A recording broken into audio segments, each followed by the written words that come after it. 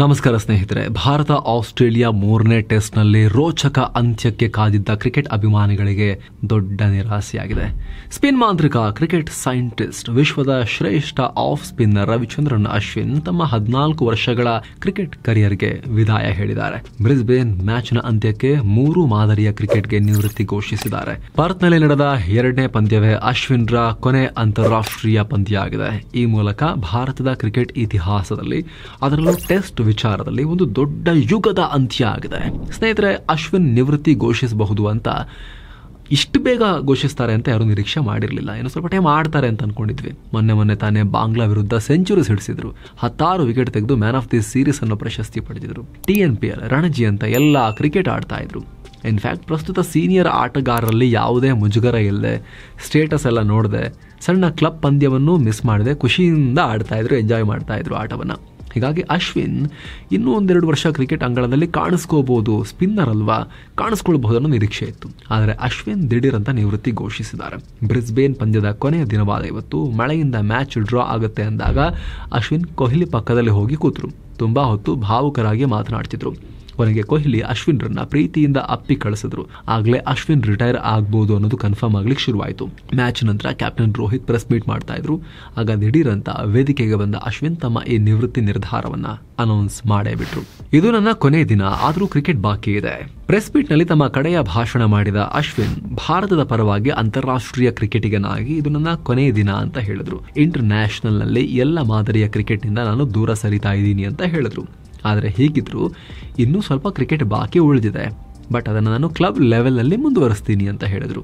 ಈ ಮೂಲಕ IPL, TNPL ಸೇರಿದಂತೆ ಫ್ರಾಂಚೈಸಿ ಕ್ರಿಕೆಟ್ನಲ್ಲಿ ಆಡೋದನ್ನು ಮುಂದುವರಿಸ್ತೀನಿ ಅಂತ ಅಶ್ವಿನ್ ಕನ್ಫರ್ಮ್ ಮಾಡಿದ್ದಾರೆ. ಇನ್ನು ಕ್ರಿಕೆಟ್ ಅಂಗಳದಲ್ಲಿ ರೋಹಿತ್, ಕೊಹ್ಲಿ ಸೇರಿದ ಹಾಗೆ ನನ್ನ ಸ್ನೇಹಿತರೊಂದಿಗೆ ಸಾಕಷ್ಟು ನೆನಪನ್ನ ಬಿಟ್ಟು ಹೋಗ್ತಾ ಇದ್ದೀನಿ. ಈ ಸ್ನೇಹಿತರಲ್ಲಿ ಸದ್ಯ ಬಹಳ ಜನ ಇಲ್ಲಿಲ್ಲ, ರಿಟೈರ್ ಆಗಿದ್ದಾರೆ. ಬಹುಶಃ ನಾವು ಕೊನೆಯ OG ಬ್ಯಾಚ್ ಅಂದರೆ ಒರಿಜಿನಲ್ ಗ್ಯಾಂಗ್ಸ್ಟರ್ಗಳಾಗಿದ್ವಿ ಅಂತ ಹೇಳಿದ್ದಾರೆ. ಯಾವಾಗಲೂ ಕೂಡ ಹಾಗೆ ಅವರು ಲವಲವಿಕೆಯಿಂದ ಇರ್ತಾರೆ, ಹಾಗೆ ಇದ್ರು.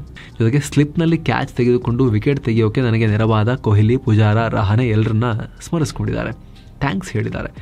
ಈ ಮೂಲಕ ಅತ್ಯಂತ ಯಶಸ್ವಿ ವೃತ್ತಿ ಜೀವನಕ್ಕೆ ಅಂತ್ಯ ಹಾಡಿದ್ದಾರೆ. 9ನೇ ವಯಸ್ಸಿಗೆ ಕ್ರಿಕೆಟ್ ಆರಂಭದಲ್ಲೇ ಶುರು ಎಕ್ಸ್ಪೆರಿಮೆಂಟ್. ಸ್ನೇಹಿತರೆ, ರವಿಚಂದ್ರನ್ ಅಶ್ವಿನ್ ಹುಟ್ಟಿದ್ದು 1986ರ ಸೆಪ್ಟೆಂಬರ್ 17ನೇ ತಾರೀಕು ಚೆನ್ನೈನಲ್ಲಿ ಇವರ ಕುಟುಂಬ ಇತ್ತು. ಇವರ ತಂದೆ ರವಿಚಂದ್ರನ್, ತಾಯಿ ಚಿತ್ರ. ಬಹುತೇಕ ಕ್ರಿಕೆಟಿಗರಂತೆ ಅಶ್ವಿನ್ಗೂ ಕೂಡ ರಕ್ತದಲ್ಲೇ ಕ್ರಿಕೆಟ್ ಬಂದಿತ್ತು. ಇವರ ತಂದೆ ರವಿಚಂದ್ರನ್ ಕೂಡ ಕ್ಲಬ್ ಲೆವೆಲ್ ಫಾಸ್ಟ್ ಬೌಲರ್ ಆಗಿದ್ರು. ಹೀಗಾಗಿ ತುಂಬಾ ಚಿಕ್ಕ ಪ್ರಾಯದಲ್ಲೇ 9ನೇ ವಯಸ್ಸಲ್ಲೇ ಅಶ್ವಿನ್ರ ಕ್ರಿಕೆಟ್ ಕೂಡ ಶುರುವಾಯಿತು. ಚೆನ್ನೈನ YMCA ಸಂಸ್ಥೆಯಲ್ಲಿ ಕ್ರಿಕೆಟ್ ಕೋಚಿಂಗ್ ತಗೊಂಡ್ರು. ಅದರ ಜೊತೆಗೆ ಶಾಲಾ ಶಿಕ್ಷಣ ಕೂಡ ಚೆನ್ನೈನಲ್ಲೇ ನಡೆಯಿತು. ಇನ್ನು ಅಶ್ವಿನ್ರ ಎಕ್ಸ್ಪೆರಿಮೆಂಟ್ಗಳು ಆರಂಭದಿಂದಲೇ ಶುರುವಾಗಿದ್ವು. ಶುರುವಿನಲ್ಲಿ ಅಶ್ವಿನ್ ಮೀಡಿಯಂ ಪೇಸರ್ ಆಗಿದ್ರು, ಆದರೆ ಕ್ರಮೇಣ ಓಪನಿಂಗ್ ಬ್ಯಾಟಿಂಗ್ ಕಡೆಗೆ ಮುಖ ಮಾಡಿದ್ರು. WV ರಾಮನ್ರಂತಹ ಖ್ಯಾತ ಆಟಗಾರರಿಗೆ ಕೋಚ್ ಆಗಿದ್ರು. 2004ರಲ್ಲಿ ಭಾರತದ ಪರ ಅಂಡರ್-17 ಟೀಮ್ನಲ್ಲೂ ಕಾಣಿಸ್ಕೊಂಡ್ರು. ಅಲ್ಲೂ ಕೂಡ ಓಪನಿಂಗ್ ಬ್ಯಾಟರ್ ಆಗಿದ್ರು. ಆದರೆ 18ನೇ ವಯಸ್ಸಿಗೆ ಅಶ್ವಿನ್ರನ್ನ ಇಂಜುರಿಗಳು ಕಾಡೋಕೆ ಶುರುವಾಗ್ತವೆ. ಹೀಗಾಗಿ ಕೋಚ್ ಸಲಹೆಯಂತೆ ಅಶ್ವಿನ್ ಆಫ್ ಸ್ಪಿನ್ಗೆ ಶಿಫ್ಟ್ ಆಗ್ತಾರೆ. ಇದು ಅಶ್ವಿನ್ ಕರಿಯರ್ಗೆ ದೊಡ್ಡ ಟರ್ನಿಂಗ್ ಪಾಯಿಂಟ್ ಆಗುತ್ತೆ. ನಿಮ್ಗೆ ಗೊತ್ತಿರಲಿ, ಫಾಸ್ಟ್ ಬೌಲರ್ಗಳು ಬೇಗ ಇಂಜುರಿಗೊಳಗಾಗೋ ಸಾಧ್ಯತೆ ಜಾಸ್ತಿ. ಫಿಸಿಕಲಿ ಡಿಮಾಂಡಿಂಗ್ ಟಾಸ್ಕ್ ಅದು, ಅಷ್ಟು ಸುಲಭ ಅಲ್ಲ ಫಾಸ್ಟ್ ಬೌಲಿಂಗ್. ಆದರೆ ಸ್ಪಿನ್ ಕೂಡ ಬಹಳ ಸುಲಭ ಅಂತ ನಾವು ಹೇಳ್ತಿಲ್ಲ. ಆದರೆ ಫಾಸ್ಟ್ ಬೌಲಿಂಗಿಗೆ ಕಂಪೇರ್ ಮಾಡಿದ್ರೆ ಇಂಜುರಿಯಾಗಿ ರಿಟೈರ್ ಆಗೋದು, ಕರಿಯರ್ ಮುಗಿದು ಹೋಗೋದು ಸ್ಪಿನ್ನರ್ಗಳದ್ದು ಕಮ್ಮಿ. ಲಾಂಗ್ ಕರಿಯರ್ ಆಡ್ತಾರೆ ಸ್ಪಿನ್ನರ್ಗಳು. ಹಾಗಾಗಿ ಆಲ್ರೆಡಿ ಇಂಜುರಿ ಪ್ರೋನ್ ಆಗಿದ್ದ, ಪದೇ ಪದೇ ಇಂಜುರಿಗೊಳಗಾಗ್ತಿದ್ದ ಅಶ್ವಿನ್ರಿಗೆ ಸ್ಪಿನ್ ಬೌಲಿಂಗ್ ಮಾಡಿದ್ರೆ ಒಳ್ಳೆಯದು ಅಂತ ಸಲಹೆ ಕೊಟ್ಟಿದ್ದು, ಅದನ್ನು ಅವರು ಸೀರಿಯಸ್ ಆಗಿ ತಗೊಂಡಿದ್ದು. ದೊಡ್ಡ ಲೆಜೆಂಡ್ರಿ ಸ್ಪಿನ್ನರ್ ಭಾರತಕ್ಕೆ ಸಿಗೋಕೆ ಸಾಧ್ಯ ಆಯಿತು. ಇಷ್ಟು ಸುದೀರ್ಘ ಕರಿಯರ್ ಅವ್ರಿಗೆ ಸಿಗೋಕೆ ಸಾಧ್ಯ ಆಯಿತು ಅನ್ನೋದನ್ನ ಮರೆಯೋ ಹಾಗಿಲ್ಲ ಇಲ್ಲಿ. ಏನು ಸ್ನೇಹಿತರೆ, ಈ ವರದಿಯಲ್ಲಿ ಮುಂದುವರಿಯೋಕ್ಕಿಂತ ಮುಂಚೆ 7 Sands ಟೂರಿಸಂ ಕಂಪನಿ ಈಗ ಭಾರತೀಯರ ಪಾಲಿನ ಪ್ರೀತಿ ಪಾತ್ರ ಅಂಡಮಾನ್ಗೆ ಟ್ರಿಪ್ ಆಯೋಜನೆ ಮಾಡಿದೆ. 41,500 ರೂಪಾಯಿಗೆ 4 ರಾತ್ರಿ 5 ದಿನಗಳ ಟ್ರಿಪ್ ಇದು. ಈ ಪ್ಯಾಕೇಜ್ ನಲ್ಲಿ ಎಲ್ಲ ಪ್ರವಾಸಿ ತಾಣಗಳ ಭೇಟಿ ಇರುತ್ತೆ. Cellular jail, light and sound show, Havelock island tour, private ferry tickets, ಇದೆಲ್ಲದರ ಚಾರ್ಜಸ್ ಇನ್ಕ್ಲೂಡ್ ಆಗಿದೆ. ಹಾಗೆ ಫ್ಲೈಟ್ ಟಿಕೆಟ್ಸ್, 3 ಸ್ಟಾರ್ ಹೋಟೆಲ್ನಲ್ಲಿ stay, all meals, AC transport ವ್ಯವಸ್ಥೆ, 24/7 ಟೂರ್ ಮ್ಯಾನೇಜರ್ ಸೌಲಭ್ಯ ಎಲ್ಲವೂ ಇನ್ಕ್ಲೂಡ್ ಆಗಿದೆ ಈ ಪ್ರೈಸ್ ನಲ್ಲಿ. ಹೊರಡೋ ದಿನ 18 ಫೆಬ್ರವರಿ 2025. ಕೆಲವೇ ಸೀಟುಗಳು ಲಭ್ಯ. ಆಸಕ್ತರು ಈ ನಂಬರ್ಗೆ ಕಾಲ್ ಮಾಡಿ ನಿಮ್ಮ ಸೀಟನ್ನ ಕೂಡ ಬುಕ್ ಮಾಡ್ಕೊಳ್ಳಿ. ಈಗ ವರದಿಯಲ್ಲಿ ಮುಂದುವರಿಯೋಣ. ಜೊತೆಗೆ ಸದಾ ಹೊಸತನಕ್ಕೆ ತುಡಿತಾ ಇದ್ದ ಅಶ್ವಿನ್ರಿಗೆ ಬ್ಯಾಟಿಂಗ್ ಗಿಂತ ಬೌಲಿಂಗ್ ನಲ್ಲಿ ಹೆಚ್ಚು ಎಕ್ಸ್ಪೆರಿಮೆಂಟ್ ಮಾಡಬಹುದು ಅನ್ನೋದು ಗೊತ್ತಾಗುತ್ತೆ. ಆಫ್ ಸ್ಪಿನ್ ನ ಪಟ್ಟುಗಳು ಲೀಲಾಜಾಲವಾಗಿ ಅವರಿಗೆ ಕರಗತ ಆಗುತ್ತೆ. ಹಾಗಂತ ಬ್ಯಾಟಿಂಗ್ ನ ಬಿಟ್ಟಿರಲ್ಲ, ಓಪನಿಂಗ್ ಬ್ಯಾಟರ್ ಹಾಕೊಂಡೇ ಆಫ್ ಸ್ಪಿನ್ ಮಾಡ್ತಾ ಇರ್ತಾರೆ. 2006ರಲ್ಲಿ ಹರಿಯಾಣ ವಿರುದ್ಧ ಆಡೋ ಮೂಲಕ ರಣಜಿಗೆ ಪದಾರ್ಪಣೆ ಮಾಡಿದ್ರು. ಆ ಮ್ಯಾಚ್ ಅಲ್ಲಿ 6 ವಿಕೆಟ್ ಪಡೆದು ಆರಂಭದಲ್ಲೇ ಭಾರಿ ಭರವಸೆ ಮೂಡಿಸಿದ್ರು. ಮುಂದೆ ಹೀಗೆ ಬ್ಯಾಟಿಂಗ್ ಬೌಲಿಂಗ್ ಎರಡರಲ್ಲೂ ಕಾಂಟ್ರಿಬ್ಯೂಟ್ ಮಾಡಿ ತಮಿಳುನಾಡು ನಿರಂತರವಾಗಿ ಯಶಸ್ಸು ಕಾಣೋಕೆ ಕಾರಣರಾದರು. ಇಂಥ ಹಂತದಲ್ಲಿ ಕರಿಯರ್ಗೆ ಮತ್ತೊಂದು ದೊಡ್ಡ ತಿರುವು ಕೊಡೋದು IPL. 2008ರಲ್ಲಿ ಭಾರತದ ಕ್ರಿಕೆಟ್ನ ದಿಕ್ಕನ್ನೇ ಬದಲಾಯಿಸಿದ IPL ಶುರುವಾಗುತ್ತೆ. ಅಶ್ವಿನ್ ತಮ್ಮದೇ ತವರು ತಂಡ CSKಲಿ ಜಾಗ ಪಡಿತಾರೆ. ಸ್ಪಿನ್ನರ್ಗಳನ್ನು ಚಾಣಾಕ್ಷತನದಿಂದ ಬಳಸಿಕೊಳ್ಳೋ MS ಧೋನಿ ಕ್ಯಾಪ್ಟನ್ ಆಗಿದ್ರು. ಧೋನಿ ಗರಡಿಯಲ್ಲಿ ಅಶ್ವಿನ್ ಇನ್ನಷ್ಟು ಪಳಗ್ತಾರೆ. ಸ್ಟ್ರಾಟಜಿಕ್ ಆಗಿ ಥಿಂಕ್ ಮಾಡೋದು, ಬ್ಯಾಟರ್ಗಳು ನಿರೀಕ್ಷೆ ಮಾಡೇ ಇರದಂತಹ ಎಸೆತಗಳನ್ನು ಹಾಕೋದು ಕಲಿತಾರೆ. ಧೋನಿಯ ಬ್ರಹ್ಮಾಸ್ತ್ರ ಆಗ್ತಾರೆ. 2010ರಲ್ಲಿ ಬರೋಬ್ಬರಿ 14 ವಿಕೆಟ್ ತೆಗೆದು ಚೆನ್ನೈ ತಂಡ IPL ಗೆಲ್ಲೋಕೆ ದೊಡ್ಡ ಕೊಡುಗೆ ಕೊಡ್ತಾರೆ. 2009ರಲ್ಲೂ ತಮಿಳುನಾಡು ಗೆಲ್ಲೋದ್ರಲ್ಲಿ ನೆರವಾಗಿರ್ತಾರೆ. ಹೀಗಾಗಿ ಇವೆರಡು ಪರ್ಫಾರ್ಮೆನ್ಸ್ ಅಶ್ವಿನ್ರಿಗೆ ಭಾರತ ತಂಡದ ಹಾದಿ ಸುಗಮ ಆಗೋಕೆ ಕಾರಣ ಆಗುತ್ತೆ. 2010ರಲ್ಲಿ ಅಶ್ವಿನ್ ಶ್ರೀಲಂಕಾ ವಿರುದ್ಧದ ODI ಮ್ಯಾಚ್ ಮೂಲಕ ಅಂತಾರಾಷ್ಟ್ರೀಯ ಕ್ರಿಕೆಟ್ಗೆ ಡೆಬ್ಯೂ ಮಾಡ್ತಾರೆ. ಮರು ವರ್ಷ ಟೆಸ್ಟ್ ತಂಡದಲ್ಲೂ ಸ್ಥಾನ ಪಡಿತಾರೆ. ಅಲ್ಲಿಂದ ನಡೆದಿದ್ದು ಇತಿಹಾಸ, ದಾಖಲೆಗಳ ಸರದಾರ. ಆರಂಭದಲ್ಲಿ ಹರ್ಭಜನ್ ಸಿಂಗ್ ಅವರಿಗೆ ರೆಸ್ಟ್ ಕೊಡಬೇಕು ಅಂತ BCCI ಅಶ್ವಿನ್ರಿಗೆ ಚಾನ್ಸ್ ಕೊಡ್ತು. ಆದರೆ ಕೆಲವೇ ಪಂದ್ಯಗಳಲ್ಲಿ ಹರ್ಭಜನ್ ತಮ್ಮ ಸ್ಥಾನವನ್ನು ವಾಪಸ್ ಪಡೆಯೋಕೆ ಆಮೇಲೆ ಫೈಟ್ ಮಾಡಬೇಕಾಗತ್ತೆ. ಅಷ್ಟು ವೇಗವಾಗಿ ಇಂಟರ್ನ್ಯಾಷನಲ್ ಕ್ರಿಕೆಟ್ಗೆ ಅಶ್ವಿನ್ ವೇಗವಾಗಿ ನುಗ್ತಾರೆ. ತಮ್ಮ ಮೊದಲ ಟೆಸ್ಟ್ ಸರಣಿಯಲ್ಲೇ 5 ವಿಕೆಟ್ ಗೊಂಚಲು ಸೇರಿದಂತೆ 22 ವಿಕೆಟ್ ಎಗರಿಸ್ತಾರೆ. ಮುಂಬೈನಲ್ಲಿ ಸೆಂಚುರಿ ಕೂಡ ಬಾರಿಸಿಬಿಡ್ತಾರೆ. ಹೀಗಾಗಿ ಮೊದಲ ಪಂದ್ಯದಲ್ಲೇ ಪಂದ್ಯ ಪುರುಷೋತ್ತಮ, ಮೊದಲ ಸೀರೀಸ್ನಲ್ಲೇ ಮ್ಯಾನ್ ಆಫ್ ದಿ ಸೀರೀಸ್ ಪ್ರಶಸ್ತಿಗಳು ಅಶ್ವಿನ್ರಿಗೆ ಬಂದ್ಬಿಡುತ್ತೆ. ಭಾರತಕ್ಕೆ ದೊಡ್ಡ ಅಸ್ತ್ರ ಸಿಗುತ್ತೆ. ಇಂಥ ಭಯಂಕರ ಆಫ್ ಸ್ಪಿನ್ನರ್, ಉತ್ತಮವಾಗಿ ಬ್ಯಾಟಿಂಗ್ ಕೂಡ ಮಾಡಬಲ್ಲ ತಾಕತ್ತು, ಅಪರೂಪದ ಕಾಂಬಿನೇಷನ್ ಸಿಕ್ತು. ಹೀಗೆ ಟೆಸ್ಟ್, ODI, T20 ಎಲ್ಲ ಮಾದರಿ ಕ್ರಿಕೆಟ್ನಲ್ಲೂ ಅಶ್ವಿನ್ ಬೌಲಿಂಗ್, ಬ್ಯಾಟಿಂಗ್ ಎಲ್ಲ ರೀತಿಯಲ್ಲೂ ಕೊಡುಗೆ ಕೊಡ್ತಾನೆ ಹೋಗ್ತಾರೆ. ಒಂದು ಹಂತದಲ್ಲಿ ಭಾರತದಲ್ಲಿ ವಿದೇಶಿ ತಂಡಗಳಿಗೆ ಟೆಸ್ಟ್ ಗೆಲ್ಲೋದೇ ಅಸಾಧ್ಯ ಆಗೋಗುತ್ತೆ. ಅಷ್ಟರ ಮಟ್ಟಿಗೆ ಅಶ್ವಿನ್ ಗೋಲಿ ಆಡದಂತೆ ವಿಕೆಟ್ ಉದುರಿಸ್ತಾ ಇರ್ತಾರೆ.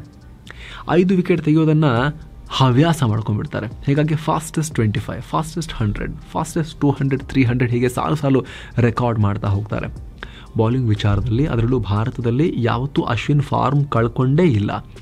ಸೊ ಈ ರೀತಿ ಬರೋಬ್ಬರಿ 106 ಟೆಸ್ಟ್, 116 ODI, 65 T20 ಪಂದ್ಯ ಆಡಿದ ಅಶ್ವಿನ್ ಈಗ ನಿವೃತ್ತಿ ಹೇಳಿದ್ದಾರೆ. ಟೆಸ್ಟ್ನಲ್ಲಿ 537 ವಿಕೆಟ್ ತೆಗೆಯುವ ಮೂಲಕ ಟೆಸ್ಟ್ ವಿಶ್ವದಲ್ಲೇ ಅತಿ ಹೆಚ್ಚು ವಿಕೆಟ್ ತೆಗೆದ ಆಟಗಾರರ ಪಟ್ಟಿಯಲ್ಲಿ 7ನೇ ಸ್ಥಾನಕ್ಕೆ ಹೋಗಿದ್ದಾರೆ. ಆದರೆ ಈ ಲಿಸ್ಟ್ನಲ್ಲಿ ಬೆಟರ್ ಸ್ಟ್ರೈಕ್ ರೇಟ್ ಹೊಂದಿರೋ ಬೌಲರ್ ಅಶ್ವಿನ್ ಅವರೇ. 37 ಬಾರಿ 5 ವಿಕೆಟ್ ಗೊಂಚಲೆತ್ತಿದ್ದಾರೆ. 6 ಸೆಂಚುರಿ ಕೂಡ ಹೊಡೆದಿದ್ದಾರೆ. ಎಷ್ಟು ಜನ ಬೌಲರ್ಸ್, ಗ್ರೇಟ್ ಬೌಲರ್ಸ್ 6 ಸೆಂಚುರಿ ಹೊಡೆದಿದ್ದಾರೆ ಬ್ಯಾಟಿಂಗ್ನಲ್ಲಿ. ಹಾಗಾಗಿ ಅಶ್ವಿನ್ ಅಪರೂಪ. ಅದೇ ರೀತಿ ODIನಲ್ಲಿ 156 ಹಾಗೂ T20ಯಲ್ಲಿ 72 ವಿಕೆಟ್ ಗಳಿಸಿದ್ದಾರೆ. ಟೆಸ್ಟ್ನಲ್ಲಿ 11 ಬಾರಿ ಮ್ಯಾನ್ ಆಫ್ ದಿ ಸೀರೀಸ್ ಆಗೋ ಮೂಲಕ ಅತಿ ಹೆಚ್ಚು ಬಾರಿ ಈ ಪ್ರಶಸ್ತಿ ಪಡೆದ ಆಟಗಾರ ಅನ್ಸ್ಕೊಂಡಿದ್ದಾರೆ. 3000 ರನ್ಗಳು ಹಾಗೂ 500 ವಿಕೆಟ್ ತೆಗೆದ ವಿಶ್ವದ 3 ಕ್ರಿಕೆಟರ್ಸ್ ಅಲ್ಲಿ ಒಬ್ಬರು ಅಂತ ಕರೆಸ್ಕೊಂಡಿದ್ದಾರೆ. ಈಗಲೂ ಕೂಡ ಹೈಯೆಸ್ಟ್ ರ್ಯಾಂಕ್ ಬೌಲರ್. ಅಶ್ವಿನ್ ಅವರ ಸಾಧನೆಗೆ ಅರ್ಜುನ ಪ್ರಶಸ್ತಿ, ICC cricketer of the year ಪ್ರಶಸ್ತಿ ಕೂಡ ಬಂದಿದೆ. ಕ್ರಿಕೆಟ್ ಸೈಂಟಿಸ್ಟ್ ಅಶ್ವಿನ್ ಅಂಕಿ ಸಂಖ್ಯೆಗಳ ಹೊರತಾಗೂ ಕೂಡ ಕ್ರಿಕೆಟ್ನಲ್ಲಿ ಸಾಕಷ್ಟು ಇಂಪ್ಯಾಕ್ಟ್ ಮಾಡ್ತಾರೆ. ಅಶ್ವಿನ್ ಆನ್ ಫೀಲ್ಡ್ನಲ್ಲಿ ಯಾವಾಗಲೂ ಅಗ್ರೆಷನ್ ಅಂದರೆ ಬೌಲಿಂಗ್, ಬ್ಯಾಟಿಂಗ್ ವಿಚಾರದಲ್ಲಿ ವಿಕೆಟ್ ತೆಗೆಯೋಕೆ ಸದಾ out of the box ideas ಮಾಡ್ತಾ ಇರ್ತಾರೆ. ತಮ್ಮ ಸ್ಕಿಲ್ಗಳನ್ನು ಯಾವಾಗಲೂ ಅಪ್ಡೇಟ್ ಮಾಡ್ಕೊಳ್ತಾನೆ ಇರ್ತಾರೆ. ಪ್ರತಿ ಸೀಸನ್ನಲ್ಲೂ ಹೊಸ ಗೇಮ್ನೊಂದಿಗೆ ಫೀಲ್ಡ್ಗೆ ಇಡ್ತಾರೆ. ಅಂದರೆ ಬ್ಯಾಟರ್ಗಳಿಗೆ ಅಶ್ವಿನ್ ಬೌಲಿಂಗನ್ನು ಅಷ್ಟಾಗಿ ಗೆಸ್ ಮಾಡಿ ಆಡೋಕ್ಕಾಗೋದೇ ಇಲ್ಲ. ಬ್ಯಾಟರ್ಗೆ ಸ್ಕೆಚ್ ಹಾಕಿ ಸೆಟಪ್ ಮಾಡಿ ವಿಕೆಟ್ ಎತ್ತೋದ್ರಲ್ಲಿ ಚಾಣಾಕ್ಷ. ಕ್ಯಾರಮ್ ಬಾಲ್, ದೂಸ್ರಾ, ಫ್ಲಿಕ್ಕರ್ ಹೀಗೆ ಹಲವು ಅಸ್ತ್ರಗಳು ಇವ್ರ ಹತ್ರ ಇದೆ. ಇದು ಸಾಲದು ಅಂತ ಕೆಲವೊಮ್ಮೆ ತಮ್ಮ ಬೌಲಿಂಗ್ ಶೈಲಿಯನ್ನೇ ಚೇಂಜ್ ಮಾಡಿಬಿಡ್ತಾ ಇದ್ರು. ನರೈನ್ ಥರ, ಮಲಿಂಗ ಥರ ಬೌಲಿಂಗ್ ಮಾಡೋಕೆಲ್ಲ ನೋಡ್ತಾ ಇದ್ರು. ಈವರೆಗೂ ಅಶ್ವಿನ್ಗೆ 7 ಬಾರಿ ವಿಕೆಟ್ ಒಪ್ಪಿಸಿರೋ ಇಂಗ್ಲೆಂಡ್ನ ಜೋ ರೂಟ್ ಮೊನ್ನೆ ಎಷ್ಟೊಂದು ಮಾತು ಹೇಳಿದರು, ನೀವು ಎಷ್ಟೇ ಪ್ರಿಪೇರ್ ಆಗಿರಿ, ಅಶ್ವಿನ್ ನಿಮ್ಮನ್ನು ಔಟ್ ಮಾಡೋಕೆ ಹೊಸ ದಾರಿಯನ್ನು ಹುಡುಕಿರ್ತಾರೆ ಅಂತ. ಹಾಗಂತ Ashwin line and length follow ಮಾಡಲ್ಲ ಅಂತಲ್ಲ.